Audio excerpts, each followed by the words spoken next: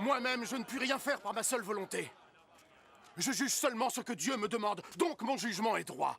Parce que je ne cherche pas à faire ce que je veux, mais juste ce que veut celui qui m'a envoyé. Si je témoigne pour ma propre défense, ce que je dis ne constituera pas une réelle preuve à vos yeux. Mais il y a quelqu'un qui pourra témoigner en ma faveur. Et je sais que ce qu'il dit de moi est vrai. Jean est celui que vos messagers ont rencontré. Et il leur a parlé au nom de la vérité.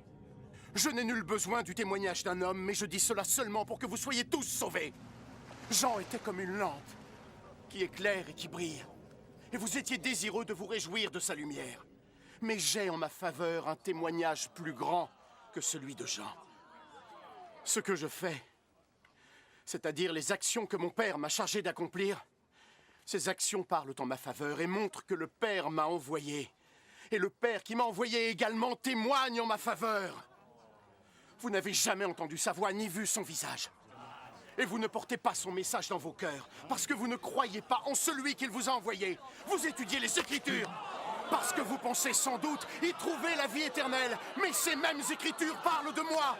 Pourtant, vous n'êtes pas prêts à venir à moi pour recevoir la vie.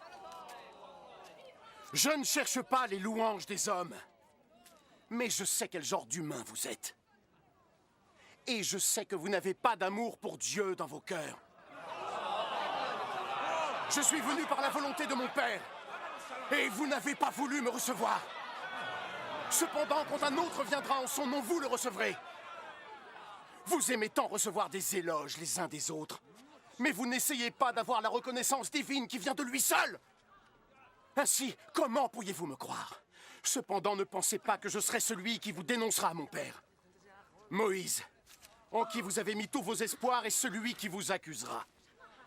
Si vous aviez vraiment cru en Moïse, vous auriez cru en moi, parce qu'il a écrit à mon sujet.